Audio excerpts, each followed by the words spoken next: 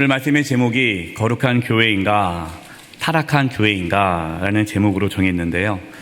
말씀의 제목에 대해서 성도 여러분들은 어떻게 생각하십니까? 말씀의 제목에는 모순이 있습니다. 왜냐하면 교회는 거룩한 성도들의 모임이 교회예요. 교회란 거룩한 성도들의 모임입니다. 근데 타락한 교회는 있을 수가 없죠. 이런 말이에요. 타락한 거룩한 성도들의 모임, 말이 안 되잖아요. 어떻게 타락이랑 거룩이랑 같이 있을 수 있겠습니까? 그러나 현실에는 타락한 교회가 있다라는 것을 우리는 부정할 수가 없습니다. 최근에 제가 읽고 있는 책인데요, 존 딕슨의 벌거벗은 기독교 역사라는 책에서요, 이 존 딕슨 교수님은 신학자이면서 역사학자이면서 사회학자인 교수님이십니다. 기독교 교수님이에요. 이분이 이제 2008년에 호주 시드니에서 종교가 없으면 세상이 더 좋아질 것이다 라는 주제로 이제 토론에 참여합니다. 그 토론회는요, 예수 믿는 사람만 모이는 것이 아니라 모든 일반 사회학자 또 여러 이제 인사들이 모여서 그런 토론을 하는 겁니다. 종교 토론을 하는 거예요. 그 토론을 했을 때 이슬람교, 힌두교, 불교는 아무 이상 없이 넘어갔는데 가장 많은 비난을 받은 것은 기독교였다고 합니다. 그래서 그 토론의 결론은 어떻게 끝났냐면, 기독교가 없으면 세상이 더 좋아질 것이다, 이렇게 토론의 결론이 끝났대요. 참 충격적이죠. 이 책, 벌거벗은 기독교 역사의 원래 이 책의 원 제목은 Bliss and Saints라는 단어예요. 이 단어를 썼는데 그냥 직역을 하면은 괴롭히는 자들과 성자들이라는 책입니다. 이 책의 내용은 기독교 2000년 역사 속에서 기독교가 약한 자들을 괴롭히는 그러한 모습을 보일 때도 있었고, 또 성자와 같은 모습을 보일 때도 있었다라는 것이죠. 자, 그렇다면 기독교 2000년 역사 속에서 대표적으로 악을 행하고 악마적인 모습을 보였던 그 사건이 어떤 사건입니까? 십자군 전쟁입니다. 11세기 말부터 13세기 말, 약 200년 동안 교회와 유럽 기독교 국가가 이슬람과 이교도들에 대항하여 싸운 전쟁, 이 종교 전쟁이죠. 십자군 전쟁은 교회가 얼마나 잔인하고 폭력적이고 악마적인 모습인지를 적나라하게 보여줬습니다. 제가 이 책에서 이제 그러한 내용이 좀 나오는데요, 1차 십자군의 그 지도자였던 레이몽이라는 이 지도자가 전쟁에서 승리하고 돌아와서 쓴 내용이 있습니다. 한번 읽어드리겠습니다. 멋진 광경들을 볼 수 있었다. 우리 군사 일부는 적들, 이 적은 이슬람 교도들이죠. 이슬람 교도들의 머리를 베었다. 어떤 이들은 화살을 쏘아 탑에 있는 적들을 떨어뜨렸다. 또 다른 이들은 적들을 불꽃에 던져 넣어 더 오랫동안 고통받게 했다. 도시의 길거리에 사람의 머리와 손과 발이 무더기로 쌓였다. 불신자들의 신성 모독으로 너무나 오랫동안 시달린 이곳이 어디입니까? 예루살렘이죠. 그러니까 예루살렘에 이 이슬람이 점령하니까 그 예루살렘을 탈환하기 위해서 십자군 전쟁을 일으킨 거죠. 그래서 탈환을 한 거예요. 그 예루살렘을 탈환하면서 승리에 기뻐서 쓴 글입니다. 이곳이, 이 예루살렘이 그들의 피로 가득 찬 것은 하나님의 정당하고 찬란한 심판이다. 당시 십자군 이 전쟁을 묘사한 글을 읽으면요, 도저히 역겨워서 읽을 수 없는 그러한 내용들이 나옵니다. 너무너무 잔인해요. 제가 그 잔인한 것 중에서 빼고 그래도 이 설교 시간에 나눌 수 있는 좀 그나마 순화된 내용을 잠깐 읽어드린 거예요. 안타깝습니다. 예수님께서 죄인을 구원하기 위해서 십자가에 피 흘려 죽으신 그 예루살렘 그곳에 교회는 이교도들의 목을 베고 이교도들의 그 시체를 쌓아두는, 그렇게 예루살렘 땅이 변하게 된 것이죠. 신앙심으로 무자비하게 살인을 저질렀던 것이 우리 기독교의 역사 안에 있습니다. 십자군 전쟁뿐만 아니라 17세기에 있었던 30년 동안 있었던 30년 전쟁도 우리는 부인할 수 없습니다. 이 30년 전쟁은 카톨릭과 개신교와의 전쟁이죠. 구교와 신교와의 전쟁입니다. 이 전쟁 또한 아주 잔인하게 이 전쟁이 이루어졌는데요. 얼만큼의 많은 사람이 희생되었냐면, 지금의 이제 독일 지역입니다. 독일 지역에 이제 신성 로마 제국이 그 당시에 있었는데, 그 당시 30년 전쟁으로 인해서 신성 로마 제국의 인구의 절반이 죽었습니다. 얼마나 많은 사람들이 이 종교로 인해서 죽임을 당한 거죠. 서로 죽이고 죽인 거예요. 이뿐만 아니라 2000년 기독교 역사 속에서 우리는 숨기고 싶지만 은밀히 벌어지고 있는 살인과 아동 성학대와 또 비리와 이러한 범죄가 끊임없이 있다는 것을 부인할 수가 없습니다. 지금도 오늘날 교회 안에는 여러 죄악이 가득한 모습을 갖고 있죠. 이것을 본다면 세상 사람들의 눈에 봤을 때에 기독교가 없으면 세상이 더 좋아질 것이라는 결론을 내릴 수밖에 없는 것이죠. 물론 2000년 기독교 역사 속에서 거룩한 교회의 모습을 보일 때도 많았습니다. 그래서 말씀의 제목을 거룩한 교회인가 타락한 교회인가로 정하면서 우리 교회가, 또 한국 교회가 어떠한 모습으로 나아갈지에 대해서 오늘 말씀을 나누려고 합니다. 교회는 거룩한데 이 거룩한 교회가 왜 악마적인 모습을 보일까요? 여러 가지 이유가 있지만 가장 큰 이유는 사람을 바라보는 시선이 왜곡되었기 때문입니다. 한번 옆에 계신 분들을 한번 바라봐 주시기 바랍니다. 여러분 옆에 계신 분들을 어떤 눈으로 바라보고 계십니까? 네. 뭐 원수로 보시는 분들 없죠. 그리스도인은 사람을 어떻게 바라봐야 될까요? 오늘 본문입니다. 창세기 1장 26절 앞부분이에요.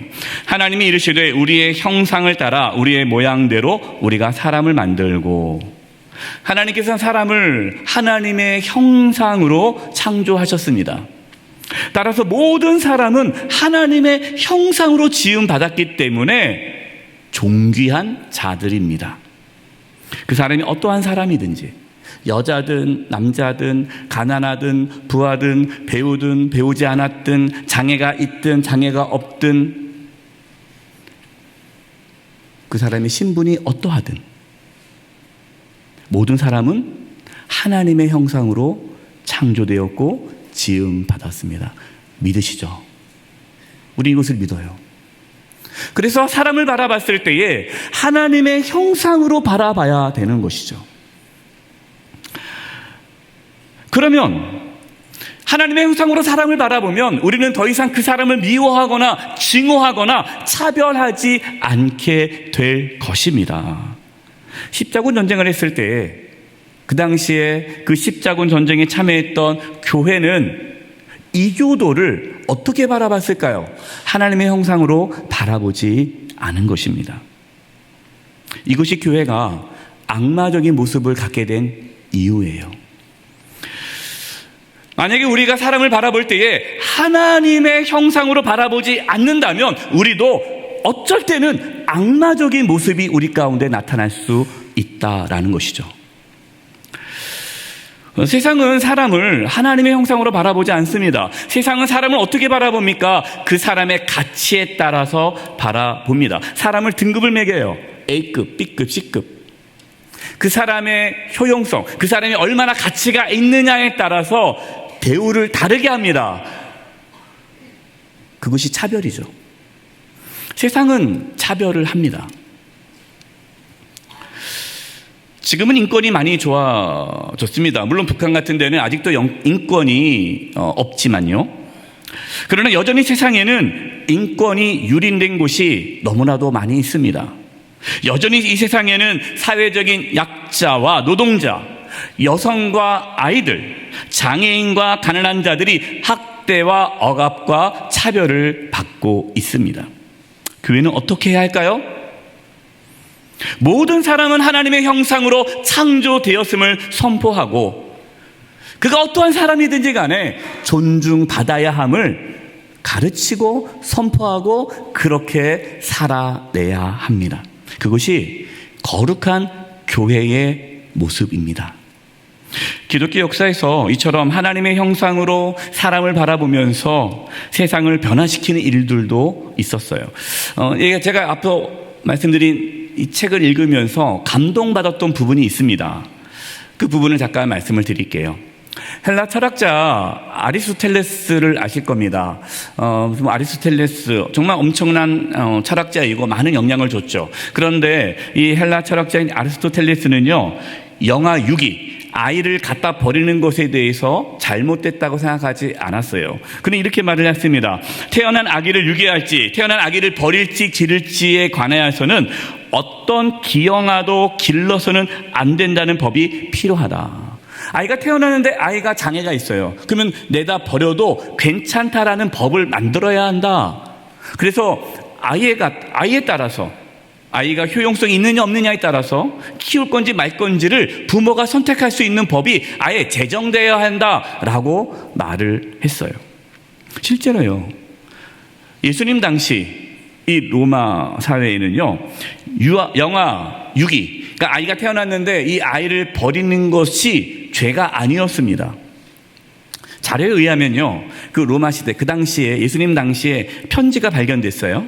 근데 편지가 어떤 편지냐면, 로마 군인이 자기 아내에게 보낸 편지 내용입니다. 이 편지 내용이 이런 내용이에요. 여보 사랑합니다. 내가 지금 떨어져 있지만 당신이 보고 싶군요. 하고 연애 편지처럼 애틋한 신혼부부의 그런 모습이 나옵니다. 근데 중간에 이제 이 아내가 임신을 했어요. 애가 임신했는데, 아이가 나면 남자 아이면 살려두고 여자 아이면 내다 버리세요. 이게 편지 내용이에요. 당시 여자 아이는 버려졌어요. 가치가 없다는 거예요. 부모가 원하지 않으면 이 아이가 건강하지 않거나 장애가 있거나 여자아이거나 또 경제적으로 어려워서 아이가 많아서 키우기가 어렵다면 그저 그냥 그 효용성에 따라서 부모의 편리에 따라서 편의에 따라서 아이를 내다 버려도 그것이 사회적으로 어떠한 문제가 되지 않았습니다. 그래서 그 아이가 길 모퉁이에, 시장바닥에, 쓰레기통에 버려진 아이들이 많았어요. 그러면 인신매매들이 그 아이를 데려다가 키우면서 노예로 삼고 또 성폭력을 가하는 그러한 일들을 행했고요. 또 질짐승에 먹히거나 또 굶어 죽거나 그렇게 아이들이 버려졌습니다. 지금은 상상할 수 없는 일이지만 고대 그리스, 로마에서는 사람을 어떻게 바라본 거예요? 유용성으로 바라보는 거예요. 이 사람이 가치가 있네 없냐? 가치 없는 사람은 도태되는 것이고 가치 있는 사람은 살아남아야 되는 것이 그것이 선이다라고 생각하는 사회가 당시의 그리스, 로마 시대였습니다. 그런데 놀랍게 초대교회, 그 초대교회는 버려진 아이들을 데려다가 자기의 자녀로 입양했고 교회가 그들을 키웠습니다. 교회는 영아 유기는 안 된다라고 설교했고 모든 사람은 하나님의 형상으로 지음받았기 때문에 그가 여자든 그가 장애가 있든 그가 어떤 사람이든 존중받아야 함을 교회에서 가르쳤습니다. 말로만 한 것이 아닙니다.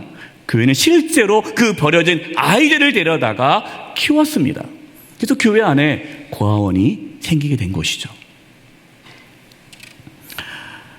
초대교회 안에는요, 남자와 여자, 주인과 종, 어른과 아이, 유대인과 이방인 모두가 예수님 안에서 하나였습니다. 갈라디아서 3장 28절입니다. 너희는 유대인이나 헬라인이나 종이나 자유인이나 남자나 여자나 다 그리스도 예수 안에서 하나이니라. 그리고 이 말씀은요, 엄청난 말씀이에요. 왜냐하면 이 당시의 사회는요, 차별이 있었습니다. 어떻게 주인과 종이 하나가 될 수 있겠어요? 차별이 있죠. 그 당시 여자는 인간이 아니었습니다. 아이도 인간 취급을 받지 못했습니다. 남녀가 평등하다는 거 있을 수 없는 거였어요. 그러나 교회 공동체는, 사회는 그렇지라도 교회 공동체 안에서는 차별이 없었습니다. 예수님께 어떤 아이가 왔을 때에 제자들은 그 아이가 예수님께 오는 것을 막죠. 예수님께서는 아이가 내게 오는 것을 막지 말라고 하시면서 그 아이를 안아주고 축복 기도를 해 주셨습니다. 예수님은 차별하지 않으셨죠. 우리 교회 설립 목사님이신 김종수 목사님은요, 아이들 앞에서 절을 하지 않습니까? 애들 앞에 절을 하세요. 왜 절을 하실까요? 그 아이들도 하나님의 형상임을 보여주는 거죠. 김종수 목사님은 만나는 모든 사람에게 형님이라고 하셨어요. 자기보다 나이가 한참 어리지만 다 형님이에요. 왜 형님입니까? 내가 누구를 만나도 그 사람이 하나님의 형상으로 창조된 자이기 때문에 존귀의 여김을 나타내기 위해서 무조건 형님이라고 하신 거죠. 우리가 사람을 바라봤을 때에 하나님의 형상으로 볼 수 있어야만 사랑할 수가 있습니다. 고대 그리스, 로마 시대의 사람들은 자신들의 필요에 의해서 아이를 내다 버릴 때에 교회는 그 버려진 아이들을 키웠습니다. 근데 놀라운 것은요, 교회가 계속해서 이 영아 유괴가 죄라는 것을 말하고 또 버려진 그 아이들을 데려다가 정성껏 키우는 모습을 보면서 그 로마 사회의 사람들이 도전을 받게 됩니다. 그리고 수년이 지나서 결국 로마의 법에 영아를 버리지 말 것을, 영아를 살해하는 것은 죄라는 법이 생기게 됩니다. 놀랍지 않습니까? 거룩한 교회가 그 사회를 거룩한 사회로 만든 것입니다. 교회가 하나님의 말씀을 기준에 따라 살아가니까, 교회가 말로만 하나님 말씀을 전하는 것이 아니라 정말 행동으로, 삶으로 하나님 말씀을 보여주니까 그 교회가 있는 사회가 하나님의 말씀이 기준이 되는 사회로 바뀌었다라는 것입니다. 여러분, 이것이 교회의 사명입니다. 우리가 꿈꾸는 선교적 교회가 바로 이러한 교회인 거죠. 저는 소망합니다. 우리 교회가, 한국 교회가 거룩한 교회로 세워져서 정말 이 대한민국을 거룩한 땅으로 세워가는 은혜가 있기를 바랍니다. 여기서 중요한 것은요, 우리 그리스도인은 모든 사람을 하나님의 형상으로 바라봄으로써 어떠한 미움과 적대와 차별을 해서는 안 되지만, 그렇다고 해서 죄를 용납해서는 안 됩니다. 이 부분이 중요한데요. 창세기 1장 27절입니다.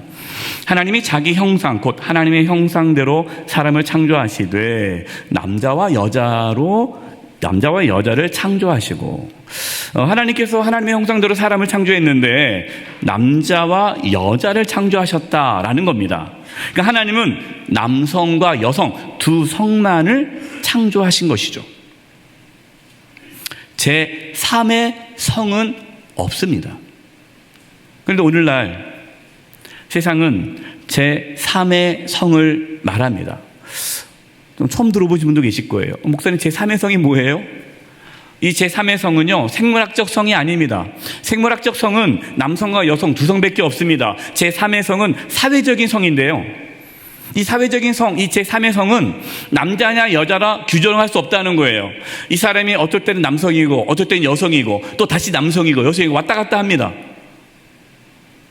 이것이 제3의 성이에요. 이것은 성소수자들이 주장하는 성입니다.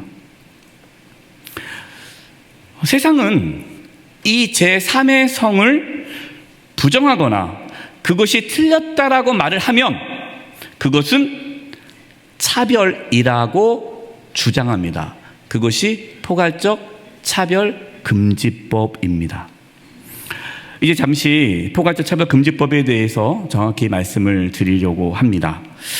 교회는요, 포괄적 차별금지법 안에 있는 독소 조항이 사라지고 하나님의 정의와 공의, 사랑과 자비가 넘치는 자비가 없고 평등한 사회가 이루어지도록 힘써야 합니다. 포괄적 차별금지법은 아직 제정되지 않았어요. 그러나 매년 이 포괄적 차별금지법이 제정되도록 상정이 되어집니다. 계속 이 법이 통과시키려고 하고 있죠. 그러나 지금 교회와 시민단체와 여러 사람들이 이 법안이 통과되지 않도록 막고 있습니다. 근데 이렇게 얘기하는 분들이 있어요. 교회가 포괄적 차별금지법을 반대하면, 아니 이상하다, 교회가 왜 자꾸만 차별금지법을 반대해? 교회가 차별하나? 아니 교회가 오히려 나서서 차별금지하지 않도록 하는 이 법을 통과시켜야지 왜 교회는 자꾸만 차별금지법을 반대할까라고 생각하는 분들이 있어요. 그 이유는 포괄적 차별금지법 안에 독소 조항 때문에 그렇습니다. 이 내용이 주보에 실려 있고요. 그리고 이 차별금지법과 평등법에 대한 전문이 홈페이지에 올라가 있으니까 꼭 반드시 읽어보시기 바랍니다. 앞서 말씀드린 대로 기독교는요, 사람을 하나님의 형상으로 바라보기 때문에 사람의 생명과 인권을 보호하기 위해서 힘써 왔습니다. 교회는 어떠한 차별과 또 사람의 존엄성을 파괴하는 일을 반대합니다. 하지만 사회를 무너뜨리고 창조 질서를 깨트리는 그 일에 대해서는 평등을 말할 수가 없는 것이죠. 2020년 6월 차별금지 법안이 발의가 되었습니다. 그 이유는 차별을 금지하고 예방하기 위해서라면 포괄적인 차별금지법이 필요하다라는 이유였습니다. 그런데 여기서 이 포괄적이라는 이 단어 속에는 무엇이 들어있느냐? 성적 지향과 성별 정체성에 대해서도 차별해서는 안 된다라고 말을 하는 것이죠. 이 부분이 독소조항입니다. 그러니까 차별금지법 안에는요, 성별, 또 성적 지향, 성별 정체성에 대해서 분명하게 정의를 내리고 있는데요. 한번 띄워주시죠. 2조 1항입니다. 2조 1항에 이렇게 기록되어져 있어요. 성별이란 여성, 남성, 그 외 분류할 수 없는 성을 말한다. 그러니까 남성, 여성 두만 있는 게 아니에요. 생물학적 성 두 성만 있는 것이 아니라 사회적인 성, 남성도 아니고 여성도 아닌 성이 존재한다는 거예요. 그런데 그 성을 인정하지 않거나 그것이 틀렸다라고 하면은 차별하게 되는 거죠. 차별하면 안 된다는 겁니다. 2조 4항입니다. 성적 지향이란 이성애, 동성애, 양성애 등 감정적, 호의적, 성적으로 깊이 이끌릴 수 있고 친밀하고 성적인 관계를 맺거나 맺지 않을 수 있는 개인의 가능성을 말한다. 그러니까 성적 지향이란 내가 동성과 이러한 어떠한 사랑을 나누는 것에 대해서 그것이 잘못됐다, 동성애가 죄다, 동성애는 옳지 않다라고 말을 하면 이것은 차별이 되는 거예요. 동성애를 인정해야 한다는 거죠. 2조 5항입니다.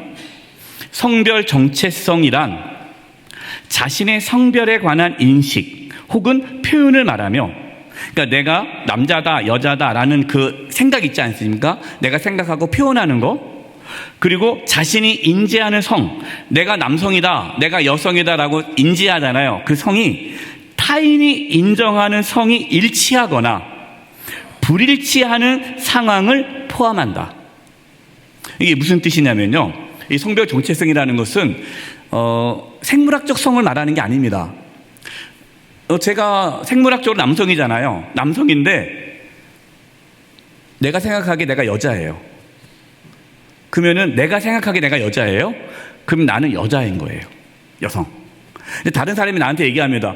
아니 목사님 남성이잖아요. 그래서 무슨 소리예요? 저 여성입니다. 그럼 여성이 되는 거예요. 근데 그 사람이 아니에요. 목사님 남성이에요. 라고 말하면 내가 기분 나쁘다. 그러면 차별하는 거예요. 실제로 이런 일이 있었죠. 미국에 어느 주에서 남자입니다. 그냥 수염도 있고 남자예요. 완전 남자예요. 생물학적으로 남자예요. 성전환 수술도 하지 않았어요. 남자인데 여자 사우나를 이제 들어가는 거죠. 그러니까 주인이 그 매표소에서 막습니다. 거기 여자 사우나 안 됩니다. 남자니까 남자실로 가세요. 그랬더니 이 남자가 뭐라고 말해요? 저 여잔데요? 얘기하는 거예요. 아니 무슨 여자입니까? 당신 남자인데. 나 여자라니까요? 나는 내가 여자라고 생각합니다. 근데 왜 당신이 나보고 남자라고 말을 해요? 기분 나쁩니다. 하고 신고를 해요. 그게 차별인 거예요. 차별. 그래서 결국에는 그 사우나 주인이 벌금을 냈죠. 그리고 그 남성이 여성 사우나 들어가는 것을 막을 수가 없어요. 왜? 그 남성은 내가 생각하기 나는 여자라 생각하기 때문에 그것을 인정해 줘야 되는 거예요. 이것이 성별 정체성입니다. 근데 재밌는 게요. 그때그때 바뀌어요. 오늘은 남성, 내일은 여성, 또 그 다음에 남성. 그냥 본인이 생각하기에 성이 바뀌는 거예요. 머리는 말도 안 되잖아요. 그런데 그럴 수 있다는 거예요. 그 사람의 그것을 인정해 줘야 된다. 그것을 인정하지 않고 틀렸다라고 말하는 것은 차별이다. 이 포괄적 차별금지법이 통과되면요, 제가 설교 시간에 동성애는 죄입니다 라고 말을 하면 그 말을 들은 성소수자가 기분이 나빠요. 내가 왜 죄인이야? 나를 기분 나쁘게 하네. 나에게 죄책감을 심어줬어. 해서 기분 나쁘다고 고소를 하면 3천만 원을 내야 되고, 또 이 사람이 정신적 피해를 입어서 병원에 입원하면 그 치료비의 최대 5배를 내줘야 돼요. 한 번 하는 게 아니라 제가 매주 설교하면 매주 설교할 때마다 3천만 원의 벌금을 내야 돼요. 그리고 우리 아이들이 어렸을 때 유치원이나 초등학교 때 자기의 성을 결정할 수 있습니다. 생물학적 성으로 태어났지만, 내가 남자로 태어났지만 가르쳐줘야 돼요. 사람은 남성, 여성, 제3의 성이 있단다. 그리고 성을 네가 결정할 수 있단다. 네가 남성인지 여성인지 한번 고민해보고 결정해라. 이렇게 되는 거예요. 포괄적 차별금지법을 우리가 반대하는 이유는 이 독소장 때문에 그렇습니다. 성소수자의 차별을 금지하기 위해 만든 이 법안이죠. 이 법안이 통과되면 우리 사회는 엄청난 혼란을 겪게 될 것입니다. 가정은 무너지게 될 것이고, 우리의 자녀들도 잘못된 성 정체성을 갖게 되겠죠. 실제로 미국과 유럽이 이 차별금지법이 통과된 이후로 사회적인 혼란이 있습니다. 지금도 엄청나게 혼란이 있어요. 그래서 많은 시민들이 이렇게 얘기를 하죠. 이렇게 될 줄 몰랐다. 이 차별금지법이 단순히 그냥 우리 차별하지 말자라는 순수한 생각으로 시작했는데 막상 하고 나니까 그 사회적인 피해가 엄청난 거예요.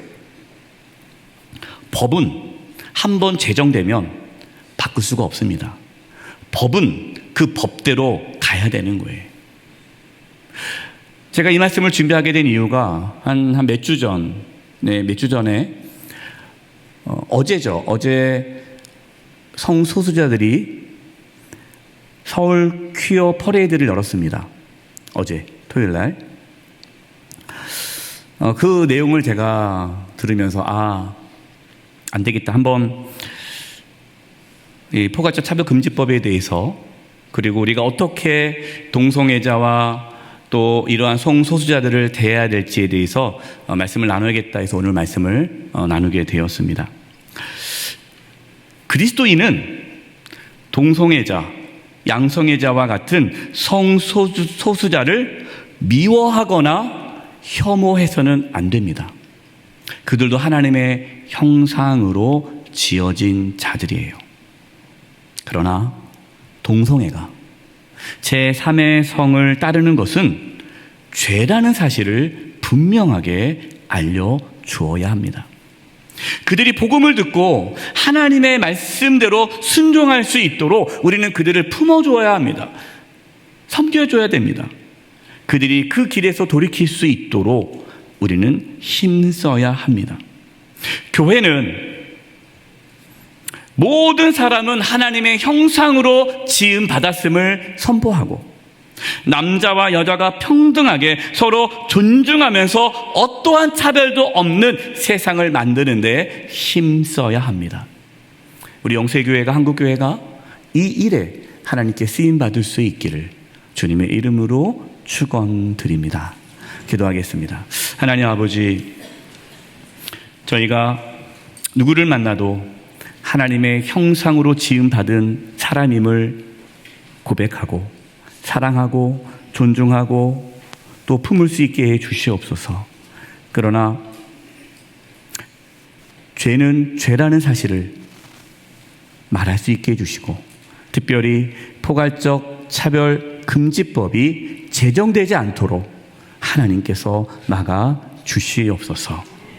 예수님의 이름으로 기도드립니다. 아멘.